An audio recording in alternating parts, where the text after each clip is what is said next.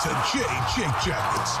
Gear up to fire the cannon and hit the ice with your host, Jay Ashdown and Jake Gehringer. Yeah, that's one thing that we realize here that I love that we do. But we don't always do it on air, but we do it when we get off the call. Every episode, we tell each other that we love each other. It's moments like this that you understand why that's actually so important and impactful, because you don't know when might be your last chance to say that to someone. This is not the way I wanted to spend a penultimate episode before a milestone. Yeah. And I hate that I'm getting emotional already. I mean, it's understandable. Valid. The way that I'd like to start the episode is just by asking the question that I've had the chance to ask many friends and people in the community, and that's simply, are you okay? And we hope you are, and we hope that however you're taking this or grieving, that you bear in mind that it's valid.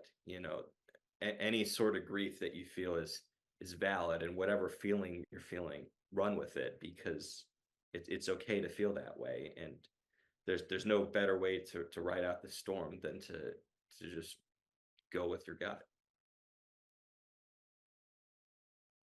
For subscribers to the YouTube channel, I put a post on the community tab yesterday detailing that we were going to be going through this. Yeah. I think it's important that we get to be together for this. Yeah. I mean, there's nobody I'd rather ride the storm out than with you.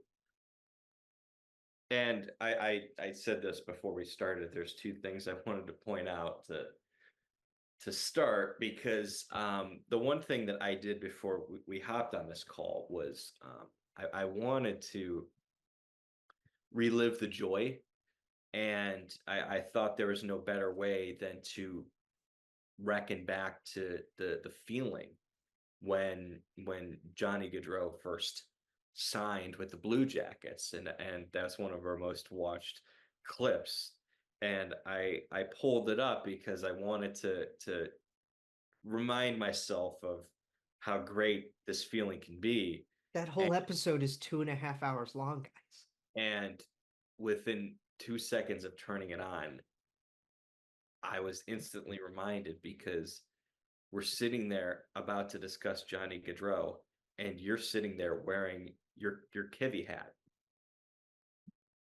And it's just, when I also went back to our first episode. Our first episode dropped on July 17th of 2021, or 21st. Now, the reason I say 17, we had 17 days to process Matisse Kivlinix before we dropped our first ever episode. Mm-hmm. So it was a little bit of a different episode, because we had time to process it and grieve. But it was a reminder that this is where we started, and it's just been heartache after heartache for this community in Columbus, whether it be Matisse, whether it be for Buckeye fans, Dwayne Haskins, and then obviously this is just it's been gut punch after gut punch, and it's so hard to put into words. I don't want to relive this word by word, mm-hmm. but I think it's important to tell the facts of what happened first. Yeah, that's for people that either are new to our show, are out of the loop of what's going on, are not hockey fans really either, but like know people that are. And know somebody that could be impacted by something like this. Mhm. Thursday, August. It was the last day of August, right? It Uh, was Thursday. God, it hasn't even been don't 4 ask me to days. don't ask me to do. No, it was the 29th. 29th. Okay. Um Thursday, August 29th was for Johnny and Matthew Gaudreau Mhm. and their family. It was a very special night Yeah. because for their sister Katie, um, that night was the rehearsal dinner for her wedding the very next day. Yes.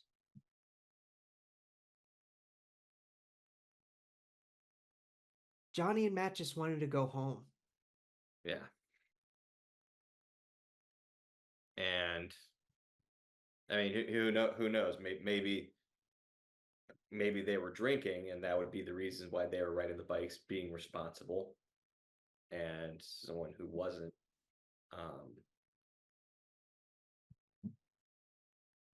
I not to jump around, but I remember texting you on that day, like what was it, like 11:30, maybe even midnight, and I think it was before that. maybe even and the rumors were circulating, and I texted you like, oh, like these Johnny rumors are like scaring the hell out of me. And you hadn't seen anything, and your first thought was, oh, is someone like speculating a trade or something like that? Exactly.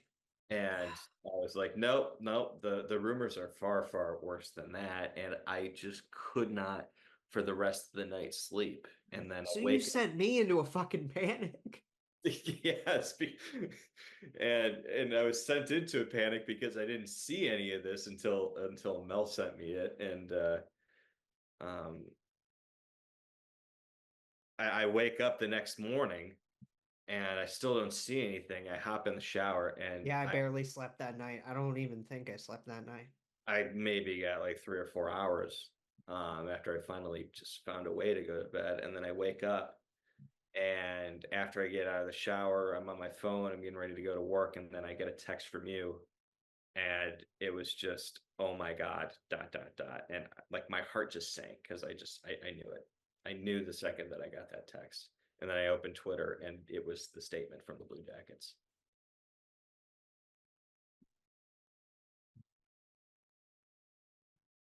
Johnny and Matthew Gaudreau passed away at around 8 p.m. on August 29th.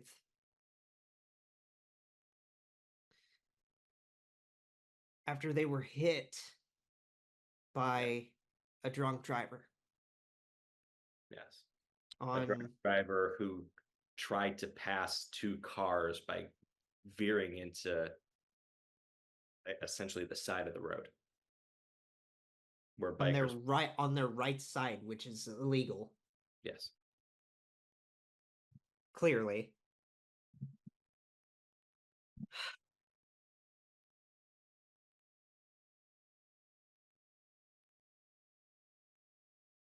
I still don't believe it. Yeah, and I think that's where I'm at. You know, if anybody's watching this thinking that maybe I'm not showing much emotion, I can tell you straight up right now, it's because it. I've known this in my life. I've had experiences. It takes a while for these things to hit me. I don't know why. It might hit me at the worst imaginable time out of nowhere and just hit me like a ton of bricks. But I Yeah. think it's still the pure shock of it. And I grabbed the jersey that's hanging behind me because I suggested that we should wear our Johnny jerseys, and I brought it down, and I wanted to put it on, and I just couldn't bring myself to do it. I decided to I'm wearing mine. Yeah. Um but I did decide that in my bedroom closet back there, I cleared a lot of space. I set a hanger, like front back facing, so I could hang it like you're doing behind you. Yeah. And I'm gonna leave that closet door open pretty much through the entire season. Yeah. And I think it should be obvious we're not really going to talk about hockey today because Johnny and Matthew, we want to make sure we talk a lot about Matthew too. These were two guys who were so much more than just hockey players.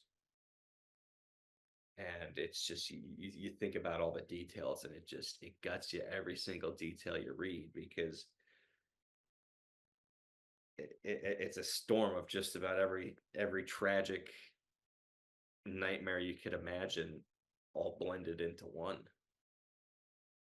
Can we talk about the very beginnings of this with the rumors? Uh, And and the person who was reporting on it, I and don't want to name the name, the but person who leaked all of the details yeah, before anything was confirmed by police.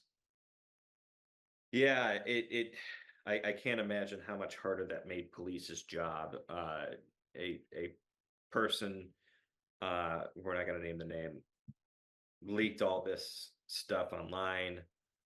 Uh, was first on the report, and I think that was all they had in mind.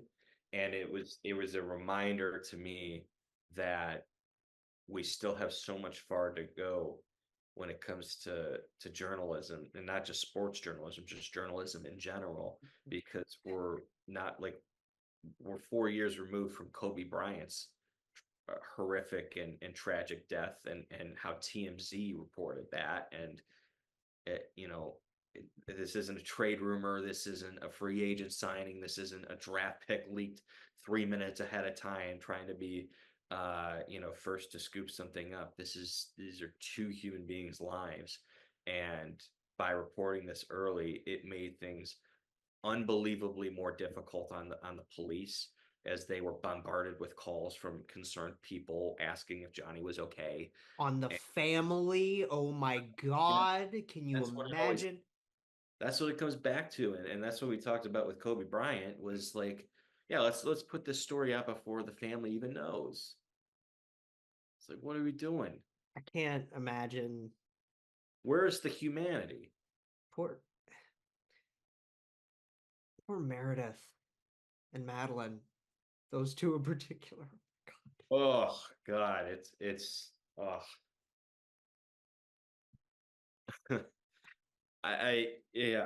You're gonna hear this a lot. I don't know how to articulate. I'd like to think that I'm a pretty articulate guy. I don't know how to put this into words.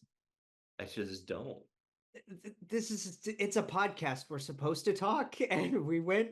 And it's like the gaps of silence almost speak louder than the rambling, you know? As Columbus fans, and I'm speaking to, our fifth liners in particular, a lot of us are still grieving Matisse as well. Yeah. That grief doesn't just go away. Like it's one heartache after another for this organization, for this city, for the state, really, the state. I mean, because the death of Matisse affected a lot of people in Cleveland. The Blue Jackets have a lot of fans in Cincinnati. Like it affected Ohio in a lot of ways. And both deaths affected the hockey community. And the one thing I do want to say it is because the one thing that I've taken out of both Matisse and Johnny is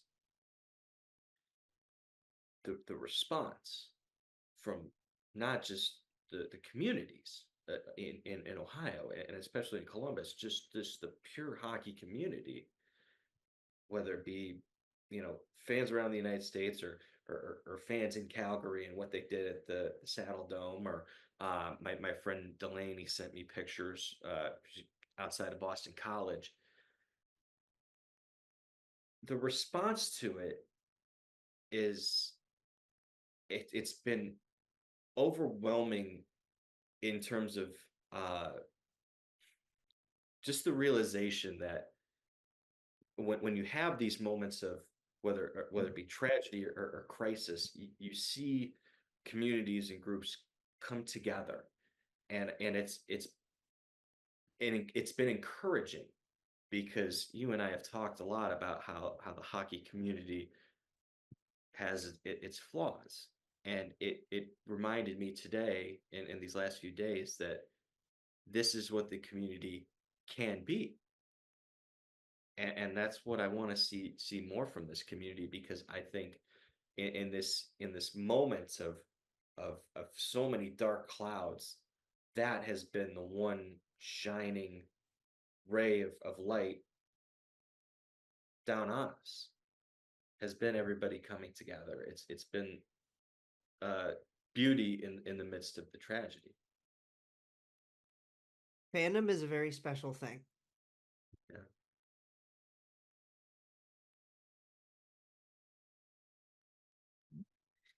To have to have something that you can gravitate towards Yeah. and build a community around Mhm. and come together to enjoy and celebrate, whether it's, you know, comic book fandom, movies, music, sports. Yes, yeah. The entertainment industry is largely about that. Especially music and sports. And it's not just hockey. Sport in general is purely community, and I liken it to a little bit. Think about, like, when you think of the Vegas Golden Knights, one of the first things you think of is the response after the shooting, and The and how very first season of existence. the very first season, and how it really brought the community together, and how they were able to respond to that tragedy was Mhm. remarkable. I think back, this is before we were fans of this team. Johnny is the third tragedy to strike this fan base. Yeah. Because if you think all the way back, Brittany Cecil. Yeah. Yeah. It, And then we had Matisse. yeah. And now we have this. And it's just the the shock of it, and how sudden it is. You know, a firework here and a drunk driver there, like, And Aaron Puck way back. yeah, like, it's eerie in a sense, and it's when it is that way, it makes it 10 times harder to process it.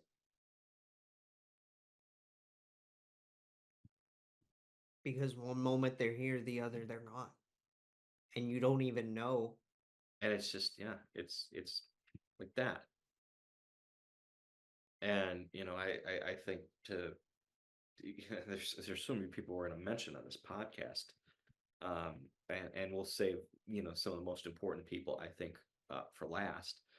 But two of the first people that I thought of, just in the hockey community, one is Kevin Hayes, Mhm. who nearly 3 years ago to the day lost his brother. Right. And he said in his post that he can't believe that he won't get the chance to call John again. And Sean Monahan, who signed to play with Johnny, I think about after Game 7 when Johnny scored that goal for the Flames, and that big bear hug that those two shared in the tunnel. I mean, best of friends, and forget He, about playing together again. Just, you know, he came here to raise his kids with him. yeah, Like, they're not just best friends, they're brothers. yeah.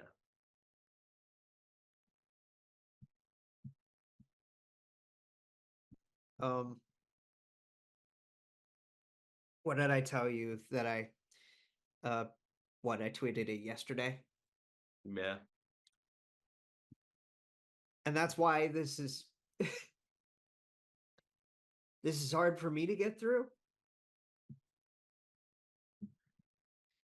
Parasocial grief is still grief. It's just as valid. It's just as valid because at the end of the day, like we talked about, it's about community.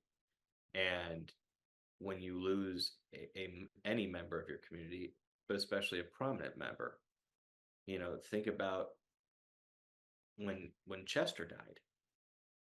I never got to meet Chester.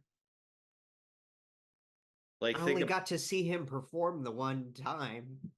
Yeah. It's it's still grief because even if that person's not necessarily a friend or even an acquaintance, but they still have an impact on your life. They're still a major part of your life. These people give you moments and memories. Can I share a silly one with you? Please. So obviously everybody remembers when Johnny signed with the Blue Jackets, and the big surprise The uproar was of of Devils fans in particular. yeah. And Which, can I give a quick shout out to Kyle and Neil? yes, and Alex. And Alex. Well, yes, Alex, but Kyle and Neil in particular put out a video on Oh, I gotcha. the network YouTube for Johnny today. Yes. And that was just, thank you guys. I love you guys. We love you. We love every single one of you guys. So this is such a dumb story, but I love it. So I'm going to tell it anyway. So Johnny signs with the Blue Jackets, and obviously my girlfriend is a Devils fan. Yes, poor Mel. She was hoping for Johnny, but she didn't have that visceral reaction that a lot of Devils fans had, and it's probably because she was dating a Blue Jackets fan and she could be happy for me. So her first ever Blue Jackets game was Johnny's first home game, and he scored his first goal for the Blue Jackets right in front of us. That's right. I remember this. In that loss to Tampa. But that's not the funny part of the story. A few weeks after that, I go to my first Devils game. Yep. And it was Devils Blue Jackets. And I want to point out several few things about that game that were hilarious. Mm-hmm. First of all, because it was Johnny's first game back in New Jersey since the decision, he got booed every time he touched the puck. Of course. Every time he touched the puck. It was either first or second period. The guy who's doing the music in the arena during the stoppage played the song "Who Says You Can't Go Home" by Bon Jovi. Oh, it works on so many levels, and that's so many layers to the layers. Jersey lore and Johnny and the Devils make it 4-1 on a goal by John Marino. And of course, playful banter. The Twitter admin for the Devils tweeted Johnny Hockey. Yeah. Which fair play. And the Devils absolutely kill us 7-1. I remember that one. I remember that recap. I remember all of that very well. I remember that following podcast very well. I do. And I come back and I wasn't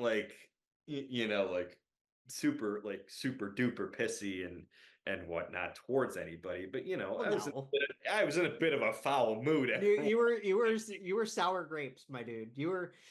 Yeah. Yes. So I come home back to Mel's house. And I go into her room and I sit on the bed and I just sigh. And I'm about ready to take off my jersey. And who comes walking in is Jessie, her dog. Oh. And Jessie comes up on the bed. She could tell that I was in a sour grapes mood. Mm-hmm. And she was wearing a Red Devils bandana Yeah. on her neck. Sure. She walks up to me. She's just sitting there, and I start petting her. And within 5 seconds of petting her, she fucking burps in my face. And Mel absolutely lost it. She was like, she is such a troll for doing that with that. And that's a silly story, but it's tied into this guy right here.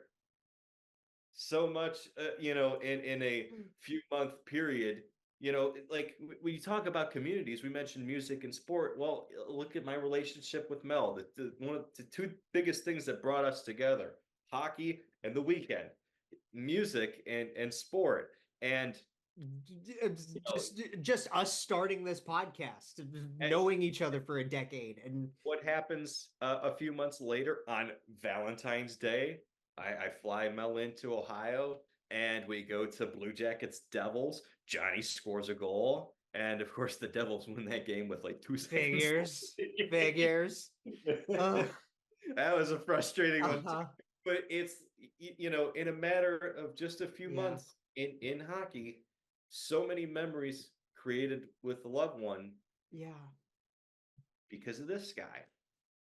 And that's why, when you say parasocial grief is grief, yeah, it is.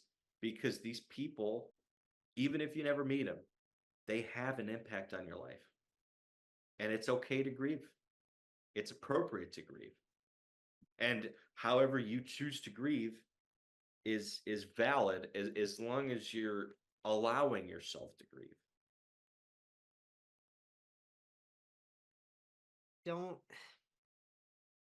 Don't force it. Yeah, don't force it. If you're like me and it's gonna hit you later, don't force it. Just let it hit you when it hits you.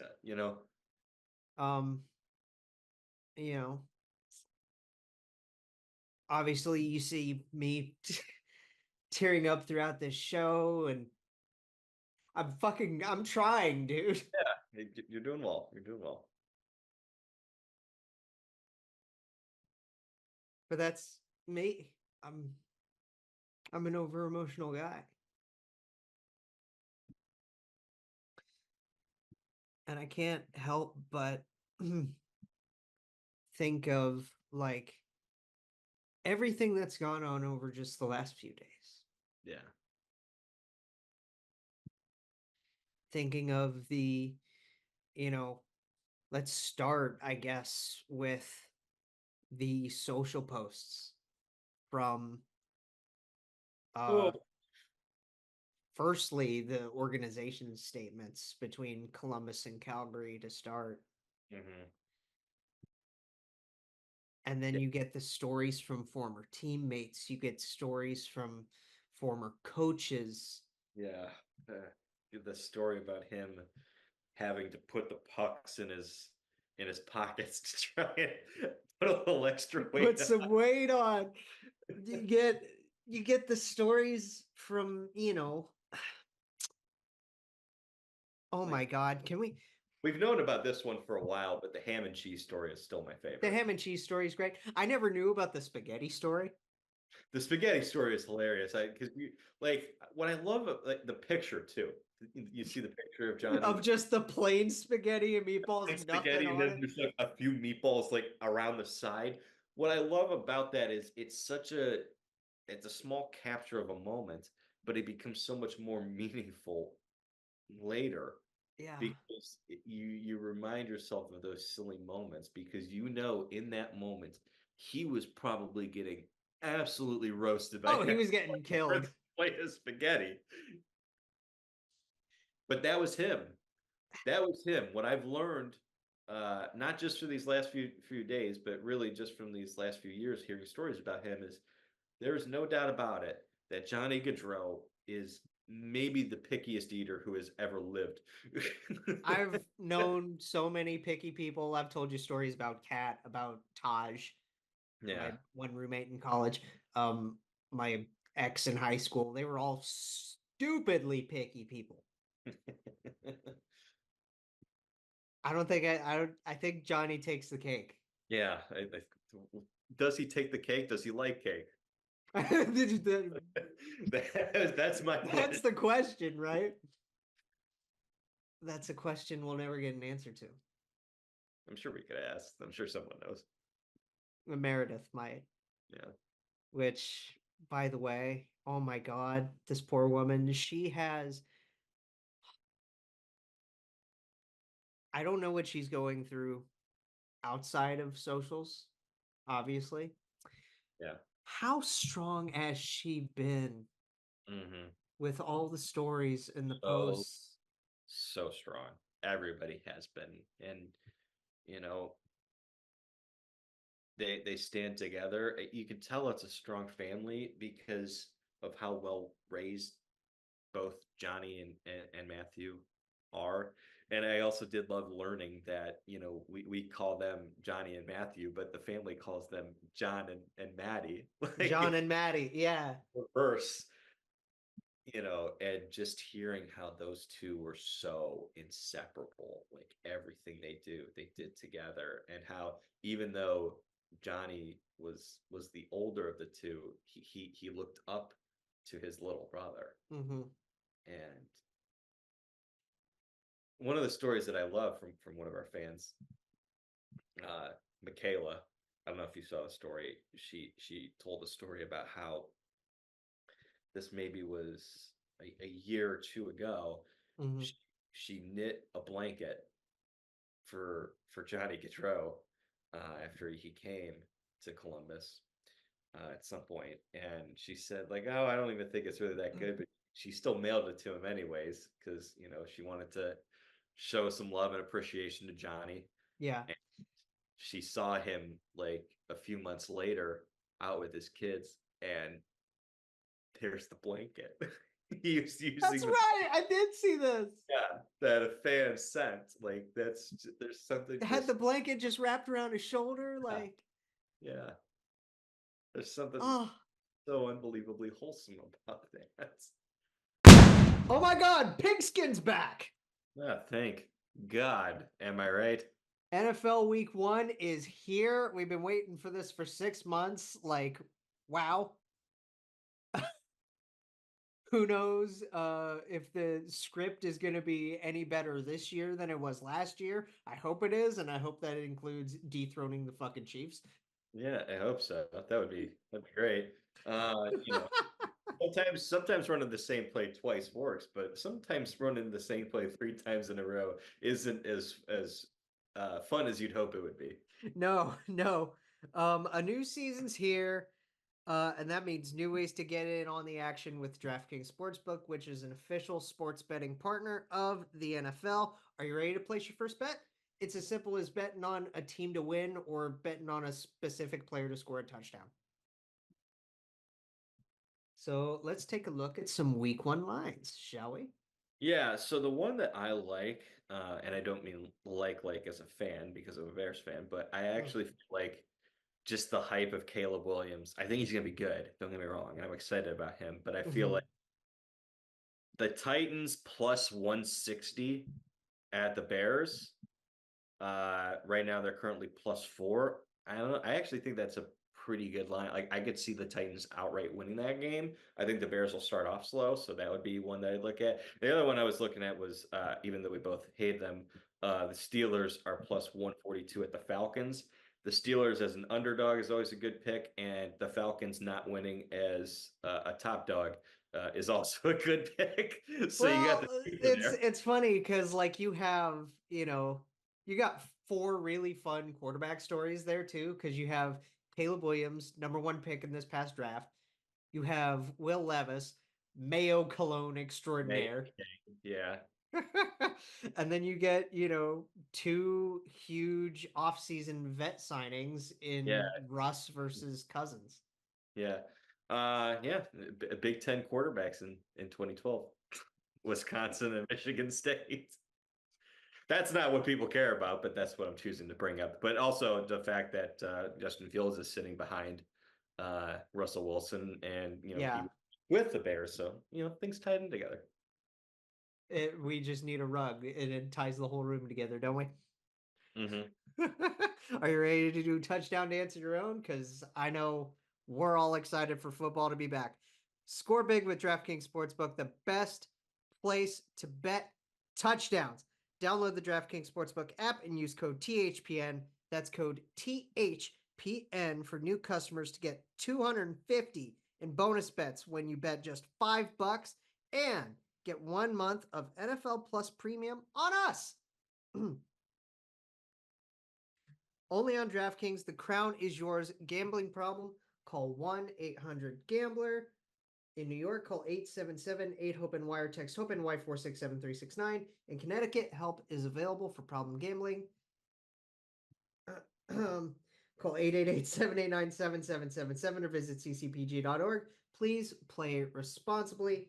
On behalf of Boot Hill Casino and Resort in Kansas, 21 plus, age based by jurisdiction.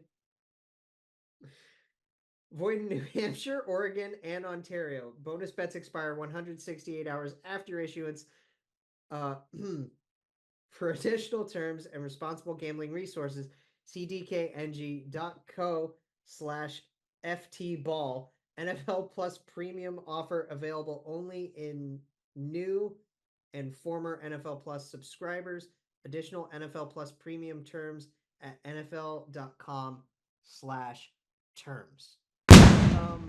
I want to pivot. I want to pivot to Matty for a minute. Yes, please. Because obviously, knowing Johnny the most, we're gonna just gush about Johnny. Yes, but you don't want to, not put any spotlight on Matty though. This guy tried his damnedest from when they were teammates together at Boston College. He tried his ass off to make the show, and he never really did. No. He played for the Railers, the Worcester Railers, in the ECHL. And he had some time in Bridgeport in the Islanders organization in the A. Maybe I'm wrong, but I could have sworn someone said that he was like he went to one of those development camps with the Devils. He might have. I don't know. We could ask around. But he did, spend some time within an NHL organization with their AHL team. He did get to live out a dream of playing professional hockey.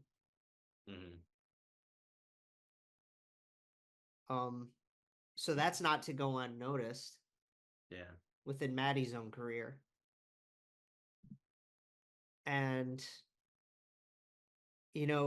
part of me, like, obviously Meredith is going to get so much of this because of having to take care of Noah and Johnny Jr. still, and, those two. The two family members I really want to focus on right now. Firstly, Katie. Because we don't know. Yeah.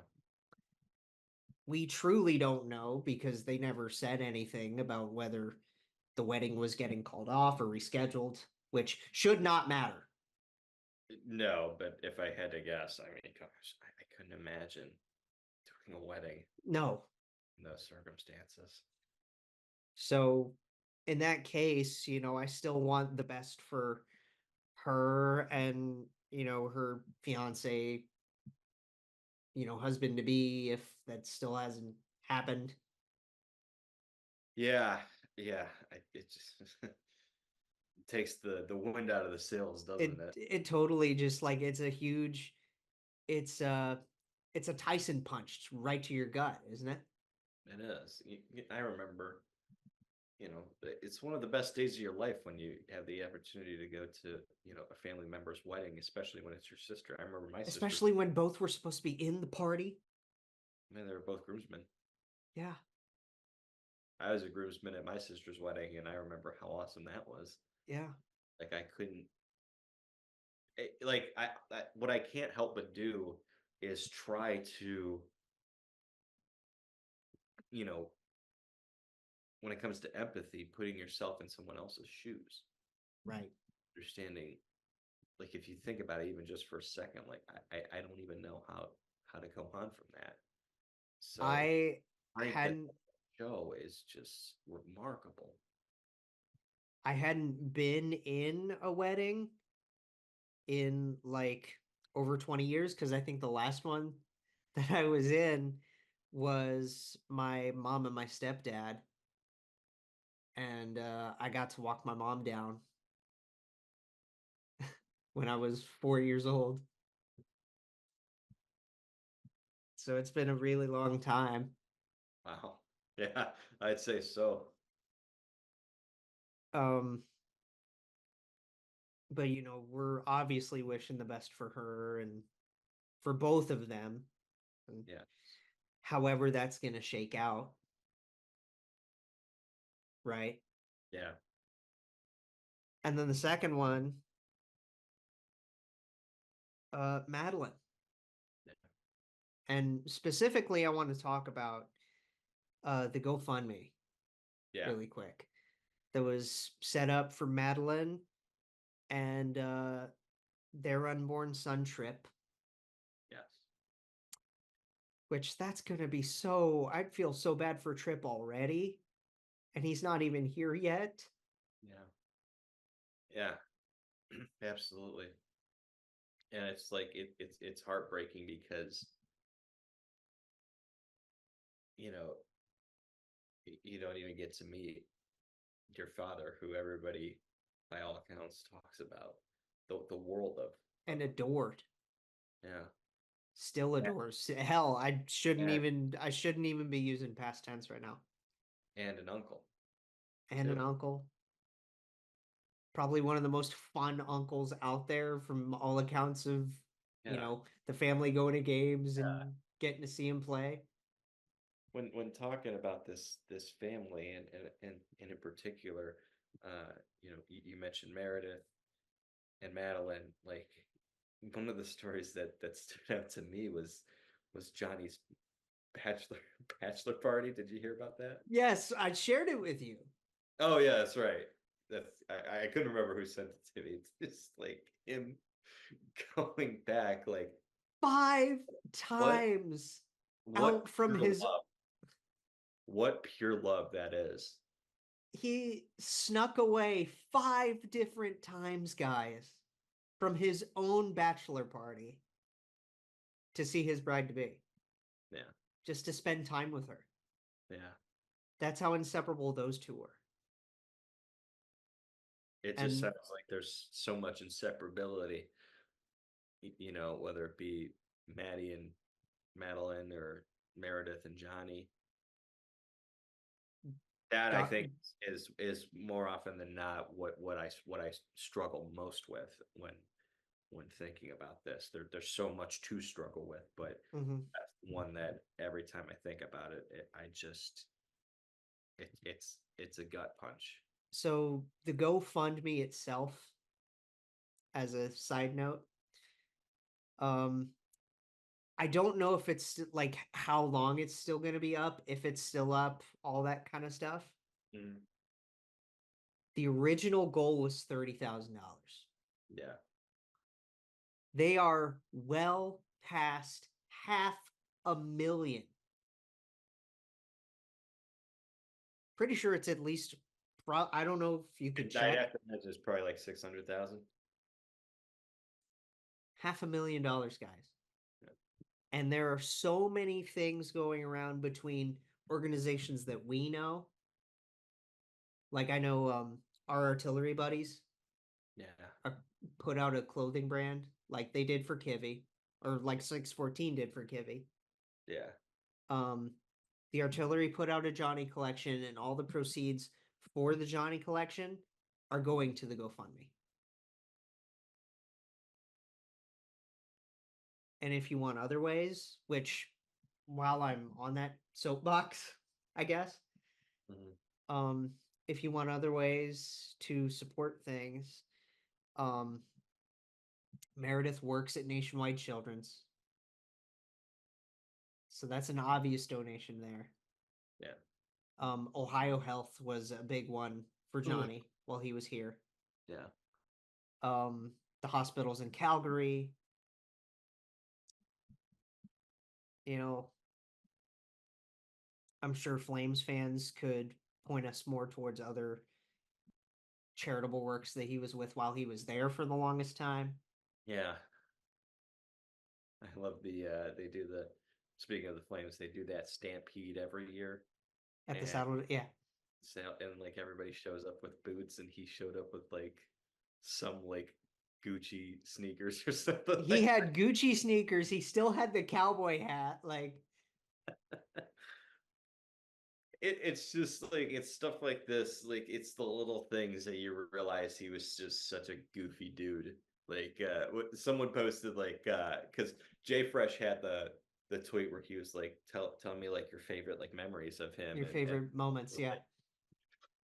Someone was like, when he dropped the biggest news of the NHL offseason, stunning everybody by signing with the Blue Jackets, and this is how he showed up to his press conference, and it was just him walking in the room, just being like, "Hey, hi." Yeah, and he had like flip flops and shorts on, and a golf shirt.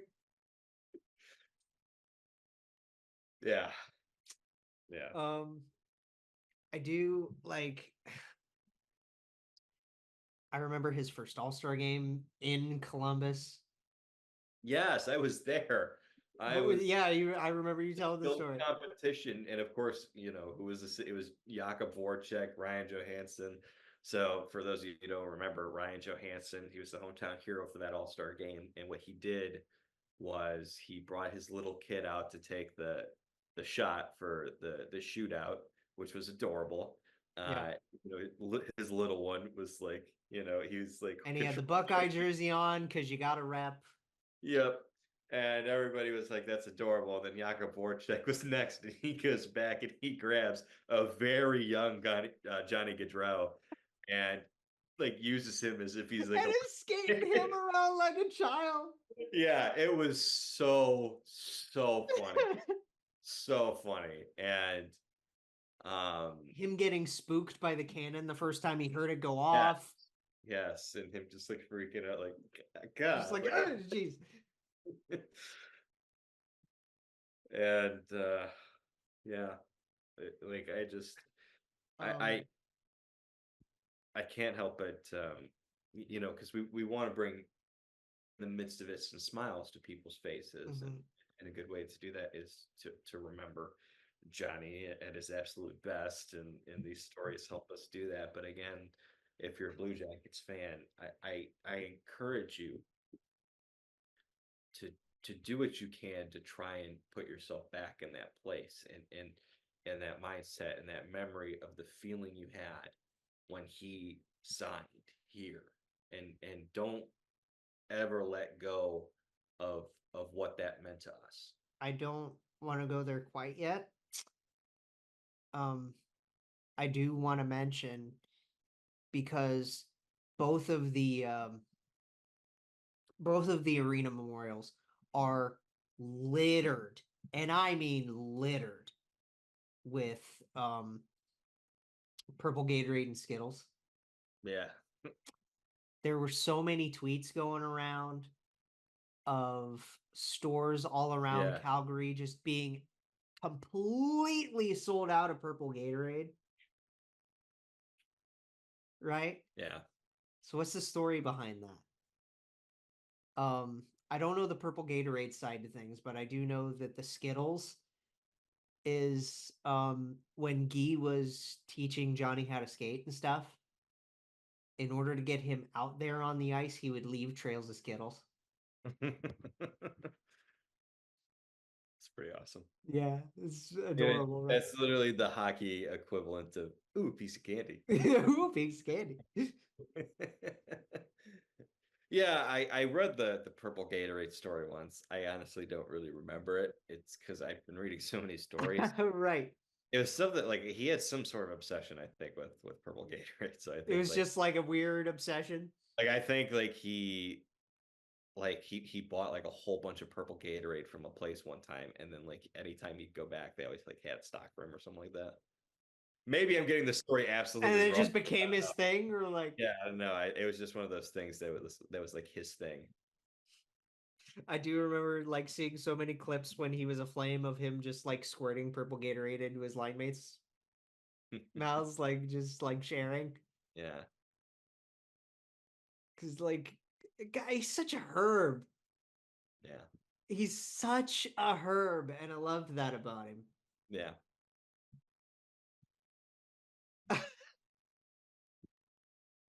And Um, I think what I really love about him is like, and I said I didn't want to touch too much on the hockey end of it, but what I love about him as a player mhm. was his play style and how he, went about things on the ice was a mirror of everything he did in his life off the ice. You know, like there are some guys who, on ice are one way and off the ice are another. Yeah, Like there are some guys that like you can just tell like, who they are, how they play, etc. is, you know, the same.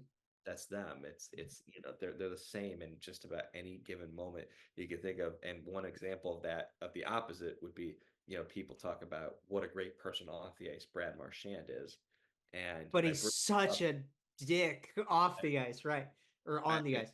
I bring him up because one of the memories that someone showed was very early in his career. Yeah.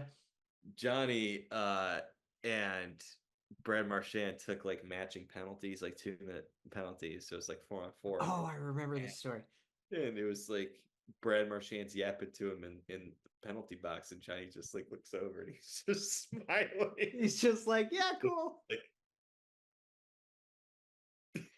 He's just had the goofiest smile on his face. Like, guys, you got to remember that in terms of a hockey player, this guy won a Lady Byng for gentlemanly play. Yeah. I don't know if that's going to mean that they'll eventually change the award name. We'll see. I mean, I don't know. Because I know we jokingly talk about this with the Selkie, even though they should do that and rename it the Bergeron Award. Yeah. I wonder if they're going to do something with Johnny as an award. It is kind of crazy that he was one Austin Matthews unbelievable season away from having an MVP to his name too. He was so close. It was so close. He always like just my favorite part about watching him play um was the ability to utilize his size toward his speed advantage. Yeah, like, because every single level that he played at, everybody had that thought of like, is he actually going to make it at the next level? When he dominated, I think it's the USHL, it's like, well, is he really going to do this well in college? And then he dominated it at Boston College, and it's like, well, is he really going to dominate the NHL? And it's strange because when you think about a player of that size, you often think that that's a disadvantage. And Mhm. weirdly, it was his superpower. He's literally like he's our generation's version of like obviously we grew up with this other player, but in his twilight, um, he's Marty St. Louis. I was just about to freaking yes, because that was the thought that I had. Just stylistically, that the small player who uses his size to his advantage, that people had questions about it just about every level. Can he do it? Can he do it? And like his advantage was, because people were like, oh, he's small, he's gonna get crushed. And it's like, no, he's not, because he's so small and so slippery, you can't hit him. You can't You get to him. you can't touch him. You can't get to him. That's his game. There's two plays that I always come back to with that. The first one I'll mention just because it's easy, and it's that game winner against the Stars in the Western Conference Final a few years ago against Jake Ottinger. The first round. First round. Okay, yeah, that was the first round. Yeah. Maybe I was thinking getting that mixed up with 2015's conference final run. Yeah. But that first round was it was such a slick shot Yeah. that just came out of nowhere behind the net. And that's like because Johnny can just sneak in there. Yeah. And nobody can find him or get to him. Yeah. And then the second one is it's not even a goal. It's an assist to Sean Monahan, a pure tap in, where he went through, and I mean legitimately through all 5 of these LA Kings players before sliding right behind into Gretzky's office for a big old drop pass, spinning around to evade the last hit, and then going down on a knee and giving the big old fist pump to celebrate. Yeah. That was like just his reaction to the drop pass, the spin, the down on the knee, the fist pump, the swagger he had. Mm-hmm. That's Johnny Gaudreau. That's the kind of fun exuberance and sheer talent, skill, and fun he brought to his NHL game. Or to say he like how what better way to put Johnny Gaudreau, not just as a player but as a person, other than he was fun, right? And I think we can all aspire to be that fun, that personable, that humble, that dedicated, to every part of his life. I think we can all aspire to be like that. We're not going to we do know, just to relay, and this is going to come out after this has happened, but we do know that Waddell and a couple of the players are going to have a presser in the afternoon the day of this posting. Yes. So we don't know what they're going to say. I don't even know if they know what they're going to say. I don't think they know what they're going to say. What do you say? What really? Yeah, exactly.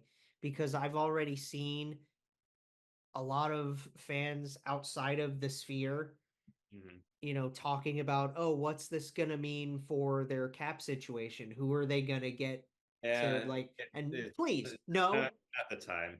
It's just not the time, guys. Let us have our moment. Let us have the time that we need. Yeah. Because just like Matisse, we need this time. Yeah, badly. We absolutely need this time. And nobody knows how long you need, but you need to take the time to yourself. Who else haven't we talked about? Well, I think we need to spend a fair bit talking about Meredith. And this poor fucking woman. I know, like, that's like what I keep coming back to. That I'm just like, this poor girl. It's gutting. Because what was the whole reason that he came to Columbus? That's the other thing. Yes, because let's remember this, guys. And not for petty reasons, not for we told you so reasons. This is the first player that we've had in probably ever, if not at least a very long time, that chose Columbus. He explained it in interviews. He said it's close enough to home, but it's also like I can do my own thing. I can grow my own family here. Yeah, it's a place for me to grow my family, and it was a great place for Meredith to work. We already mentioned nationwide Children's earlier. That's where she works now. And so the whole purpose of coming here was for family. And now that family just lost an unbelievably massive piece. And I'm glad that he had the opportunity to see his two kids be born, and I'm glad that he was there with Meredith when that happened. But it's heartbreaking to think that these kids will grow up with, you know, really no true memory with him because they're too young. And And Trip's not gonna have anything. yeah, and like we're talking about missing fathers and missing uncles and missing brothers and friends. Like they're so much more than players. But when I think about Sons. Think about Guy and I can't I wish I could remember their mom's name off the like top of my head.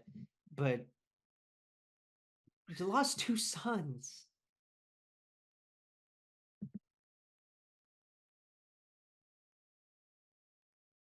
when I think about Madeline and Meredith, I just think about like how hard it is to move forward, because it's not about moving on, it's about moving forward. And their lives were so centered around, you know, that's a big part of your identity, that's a big part of your direction, is your partner. And to lose them, there's never a good time to lose a partner, but now of all times is just unimaginable. Like you said, you never move on. You move forward. You because you can't there's no replacement for that. No, no. And I got choked up when I read her post, because I read that first post and that was probably oh, when she said that she's the luckiest girl in the world, and that she's grateful for everything, and it's like, that was probably the second time I cried. yeah, The first time being Columbus's big montage about him being a family man and showing yeah, off that the video. montage video showing off everybody in the family at his house and everywhere. That's what brought me to tears. Yeah, because you could just tell that, like, above all else, family was number one. And to know that two big family oriented people, like, that's so hard for any family to lose. Matty didn't even get to see 30. It's way too young. It's way too young. And Johnny was just crossing through his 30s. Yeah. He had his birthday, what, like 16 days before he went? August 13th. Yeah.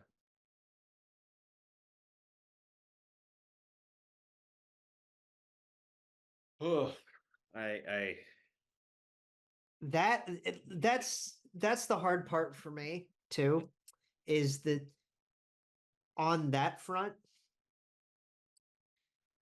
you you remember how hard it was for me to lose or Frankie back here. oh yeah. He had obviously, dog. It's a little different. Just a little bit. Yeah. But it's still that's family.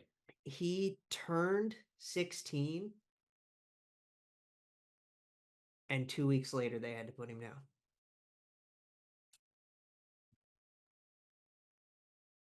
Like that was just I did not want that call. Yeah. This episode is sponsored by BetterHelp. Are you like learning anything new recently? Is there something that you've always wanted to learn? Not me personally, but my mom is actually learning sign language. Oh yeah, like there's a lot of language is a big one for adults, right? Like now that Yes. we're in back to school time and Yeah. we're going through all of that, like I feel like college students, college graduates, we're always still trying to learn something new Yeah, when there's time. Mel's learning German too. So Ooh, yeah. I've always wanted to like because my school only offered Spanish, because Yeah. how small it was. I always wanted to like learn I wanted to learn French, and I never had the time in college because I had other things going on. Exactly. Yeah. I took it Um, for 4 years in high school. right. Um, but there's, so many things, new skills, new, wanting to do what we do. With the Hmm. podcast thing, the video editing, that's something that people want to learn for fun. Some people want to be car people. Um, Yeah. a lot Yeah. of people want to be car people. Learning an instrument, just picking up and learn how to play guitar or play some drums or something like that. Right, exactly. Drums is a lot harder than people make it out to be. Oh yeah, yeah. Absolutely. Um, but yeah, maybe even you just want to beat your buddies at bowling. Or Mario Kart. Or yeah, just practice grinding out Mario Kart, right? Therapy can help you reconnect with that kind of curiosity, right? Because your Yeah. back to school days, like I said, they never really end. Yeah. Um, Going to therapy can give you coping mechanisms to learn. They can give you just different ways to think about your life. Ways to Different perspectives. perspectives, organizational tactics, all that kind of stuff. So if you're thinking about it, um, give BetterHelp a try. They're really flexible. It's online only. You can go through, video calls. You can go strictly through messages. And one thing that's really nice is the way they organize things. You take a really brief questionnaire, and they'll match you up with one of their licensed therapists. And then switching, if things don't work out, is really easy and it's free of charge. Nice. So rediscover your curiosity with BetterHelp. Visit betterhelp.com/THPN today to get 10% off your first month. That's BetterHelp, BetterHelp, HELP.com/THPN. One thing Um, I want to say that we haven't touched on yet, and I said I didn't want to talk too much about the hockey, but I think one thing that I realized in this mhm. is like this new wave of players in the NHL, how fast time can go because we both the state like 31's not old. That's like he's still young, Yeah, but he's been around like for like a decade. he And played an 11-year career. so like but you think about it, and I was thinking about Kent Johnson because Kent Johnson posted that photo of when he was a kid traveling to Calgary, going to the game, getting a picture with his idol, and then he gets to play with him. And it's like this new wave of players in the National Hockey League. I don't even think it registered for a lot of us until we saw that from Kent Johnson that, oh my gosh, like a lot of these guys looked up to him. Like this is, even though he's still in the prime of his career, he was still so many players' hero, especially players who were on the smaller size. And Cole modeled their Caulfield games always, after him. yeah. Cole Caulfield had his post. Kent Johnson had talked about so many times about how that was his hero, and The whole reason he wore 13, right? yeah, and I couldn't imagine like again because we talk about the pure joy of him coming here. Imagine the pure joy of Kent Johnson learning that Johnny Gaudreau is going to be your teammate, and then you spend the 2 years with him, and you learn from him, and you spend so many moments with him, those silly moments, and fun moments when you do win a game, even though that was rare over the last 2 years. Like but and then just like that, he's gone.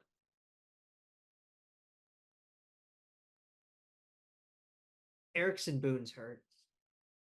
Yeah. Oh, well, we talk about, Sean Monahan coming here to play with Johnny. Well, talk about someone who came immediately. Erica Branson came immediately with Johnny. That's someone who has spent the last 3 years with Johnny Gaudreau in two different locations.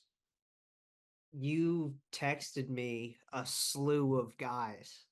Yes, and I can't remember them all off the top of my head, I but can find it. Give me a second. players from the Blue Jackets currently and former, Zach Werenski, Here we Boone. go. Yeah. Because uh it started with last night Hmm. because I was thinking about how how Chucky, how Mac Chuck has to come and play us for our home opener. Yeah. And Yeah. then you said, you know who I'm thinking of? Zach and Boone, because they were around for both. And so was Elvis. Yeah. And then, yeah, I've mentioned Elvis. And then you started listing guys. Um, and here we, because you ended up with, there's so many, but Yeah. I think there's a list of like, I think there's like 8. Um, Rosie, Jack Roslovic. Domi, Yeah. poor Max. Or Max Domi. Patty, oh my God, poor Patty. I know he looks like he's living his best life in Montreal right now. Yeah. I hope he's doing okay because I'm sure this has affected him too. And it's like, can that guy catch a break? I mean, I saw him with his friggin' pink beanie and weird pajamas putting on that jersey for the first time in Montreal. He looks like he's having a blast. I'm happy for him. I really am. Um, this next name hit me really hard because you mentioned Eric Robinson. Yeah. Guys, they were high school classmates. Yeah. Like, oh, they go that far back. Yeah. And then you mentioned a few other guys, Tex, Liam, Peaker, and Jonas. Yeah. All of them, sure, you know, because like they just got to experience the aura that Johnny brought. I mean, you just have to say the name. He was Johnny Hockey. That made me think of Kachuk's post again Hmm. because he just called him hockey. That's who He he was. just called him hockey. Yeah. That's how tight they were. Um, Oh, I do want to read the statement from the Gaudreau family. you want to read the whole family statement? Okay. I do. As we embark on the journey of laying John and Matty to rest, we are greatly comforted by all those who have visited these growing memorials and who have left messages of love, prayers, thoughts, and of kindness, as well as jerseys, skates, sticks, pucks, flowers, candles, and so many other tokens of remembrance. We are consoled by the memorials on each of your doorsteps, in your yards, and on your cars.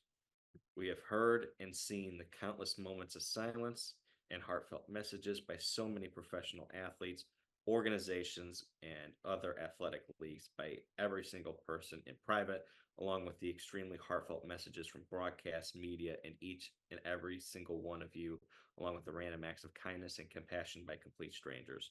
The endless stream of food, flowers, friends, and family on our doorstep, and by the acts of kindness and compassion that we aren't even aware of. We have been brought to our knees, but in that process, we have witnessed and are reminded that we have been blessed with everything everyone has done for us throughout the lives of John and Matty. We are gaining strength and we will stand up once again. We are Gaudreau strong. We see you, we hear you, we thank you.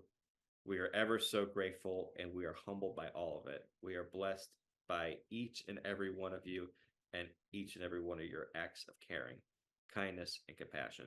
You are family. We are Gaudreau Strong. As we commence this final farewell, we are lifted up by the kind, caring, and genuine examples as humans that John and Matty were to this world, and which are being showered upon us through each and every single one of you in every act of remembrance and kindness. Continue to pray for us. John and Matty, until we meet again, may God hold you in the palm of his hands. They mentioned in that statement something that I don't think we touched on yet. You know, the this didn't just affect the hockey community. Yeah. So many organizations. Yeah. From the MLB to MLS to college football to minor league baseball. The Clippers did one. Yeah, we saw the videos of Johnny Gaudreau at Columbus Crew games, embracing them, and they did their moment of silence. The Guardians did a moment of silence. The Reds did a moment of silence. The Eagles did a moment of silence. He was a big Eagles fan. There were tributes throughout. So many, like I know Citi Field had one. I know there were like countless of the MLB stadiums did them. Jalen Hurts had a statement on it. A lot of athletes, like, you know, this LeBron was a big one. LeBron, yeah. This is the kind of reach that Johnny had. And it's crazy because I think sometimes it's easy to forget and it's not to overlook Matty either. No, it's not. But what it's reminding me of is that there aren't many players in the National Hockey League who have this sort of reach. No. And the fact that Johnny did is truly remarkable. And I want to reiterate, he chose us. Yeah. And Meredith chose us. You know. That family chose this fan base. They chose us. That family became family to us. When that's why we lost a member of our family. He chose us at a moment where not a lot of players were choosing this fan base. Yeah. And even as rough as the last 2 years were, he was still always that ray of sunshine that Blue Jackets fans needed, because no matter how bad things got, we still had number 13. I saw a tweet going around. This is probably one of the last things we'll touch on before we really try to cleanse the palate, breathe, and we'll have a little announcement right at the end. Yeah. Because this is 149, and I do want to announce our guest at the end of this show. Yeah. But oh my God, where did my brain go? Right before the cleansing of the palate, I guess. Before the cleansing of the palate. Oh no, I think I lost it. That's okay. We've had a lot of thoughts on this. I think I lost what I was gonna say. But that's okay, because I think, I think we've expressed. No, I found it. I got it. Yeah. You're welcome for reminding you. There was a tweet that went around that said, and I'm sure Danny has commented on this, a lot of different, people in our circle have commented on this. What do Calgary and Columbus do with the number 13? I like Danny's idea of, if I think the Flames should retire it. The Flames should permanently retire it. Absolutely. And yeah, I mean, if the Blue Jackets want to offer it to, there's two people I think they need to offer it to. One is Sean Monahan, and honestly, I think the other is Kent Johnson. Yes. And if neither of them want it, if they believe that that should be, you know, put away, then you roll with that. And because I know that she originally just mentioned Monty just because he just got here. yeah, and obviously we know the history of them being close friends, but I do that, You do make a great point with KJ. yes. So I do think that is a good idea to extend the offer to Monty wear it. first. If he says no, offer to KJ. If he says no, you put it to bed forever. I don't know if we would do it the way we did it with Matisse or if we would go official retirement.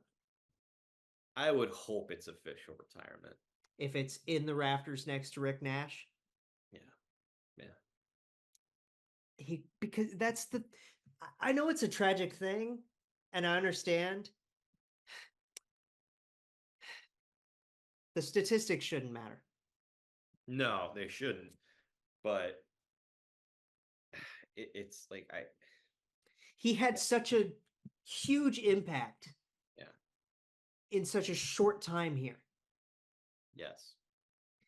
He dragged us. He tried his best on his own, kicking and screaming to drag us into some sort of relevance. To give us something to cheer about and be happy about. And you know what? The happiest moment of the 2 years was when he signed. And you know what? That was enough. Believe it or not, that was enough. Just knowing that he chose us. Yeah.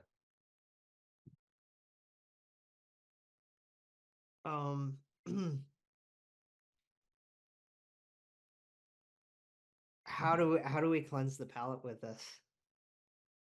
I don't know of a way to. It's a good,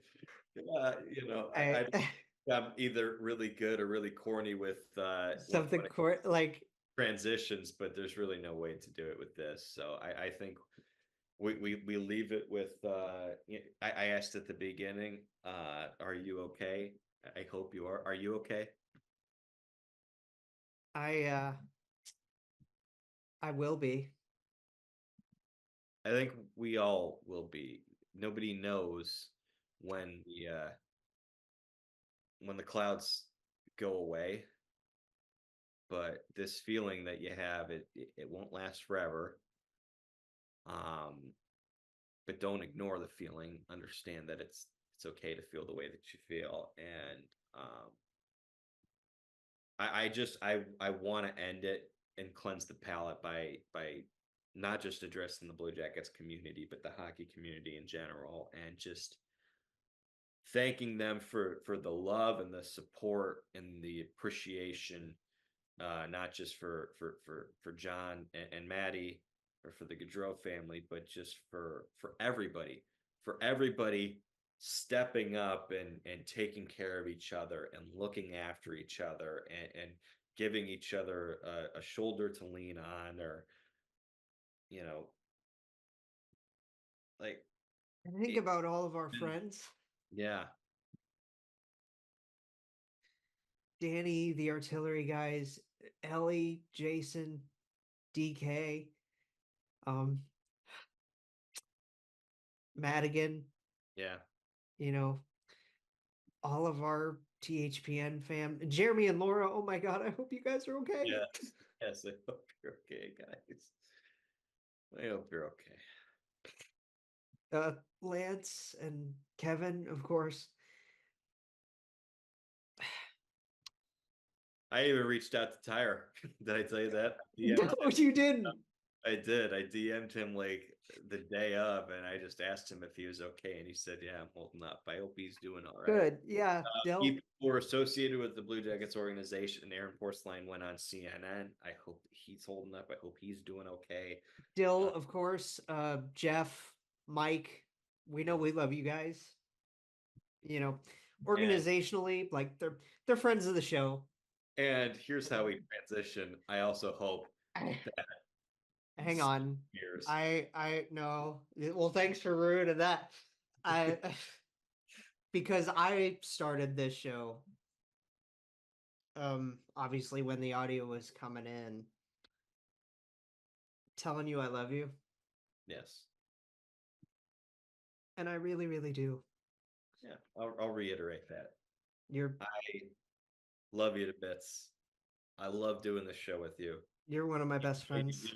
Even though you do like 10 times the amount of work that I do. I love doing this with you because there's nobody I'd rather do it with.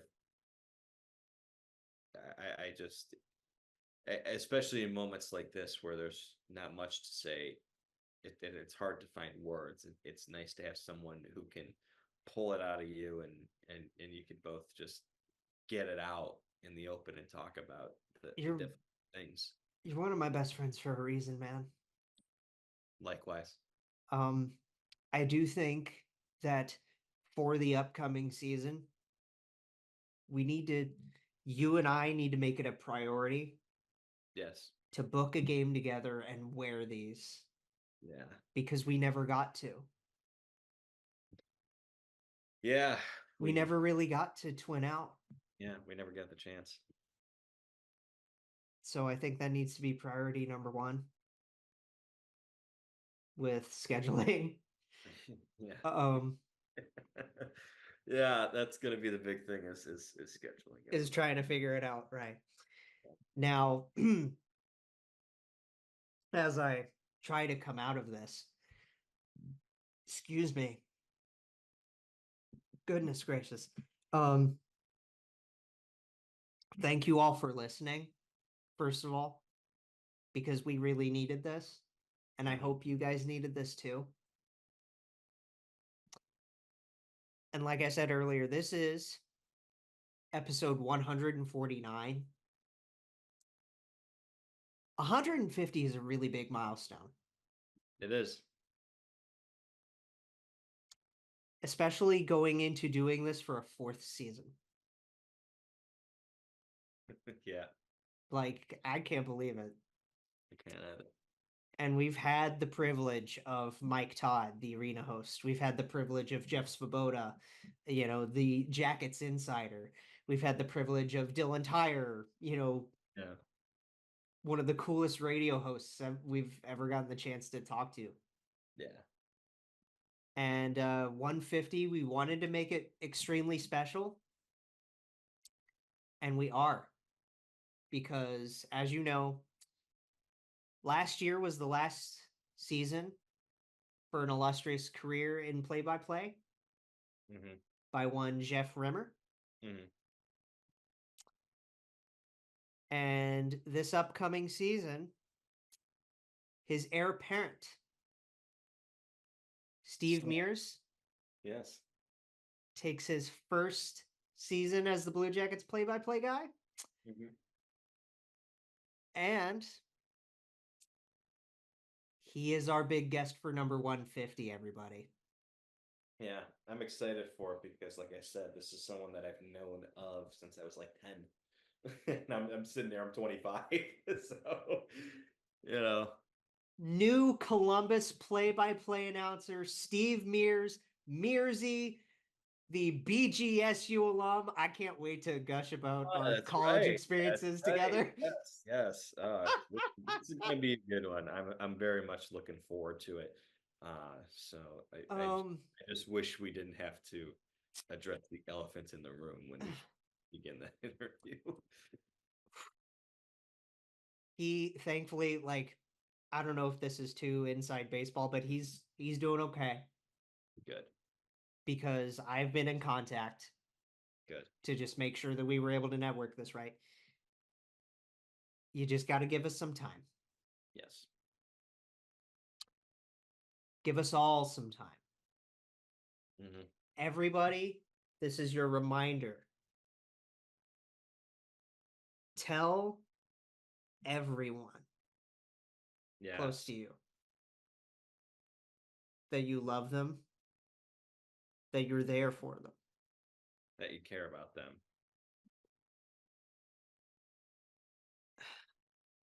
because you never know. And if you're asking the question of should I call person X, Y, or Z, The answer's 90% yes. 90% yes. There might be a few circumstances where maybe the answer is no, but you get where we're going. Yes. Yes. It's a yes. Jay, we love you guys. Yes. We really, really do. Love you guys. We care about you. We hope you're doing okay, and it's okay to not be doing okay. But I know we're just a couple of schmucks with a podcast, but you know where to follow us. So, obviously Jay's is private, but mine's public, so my DMs are open. that's private, but follow me anyway. I look through mine. I accept people. It's just to keep the porn bots out. That's very fair. My DMs are always open for you guys. Don't likewise. Don't hesitate. We are, as fifth liners, as a family, we are going to go through this together. And to number 21 and to number 13, we love you. We miss you. And you'll live on with us forever. Yeah. Take care, everybody. We'll see you for Mearsy.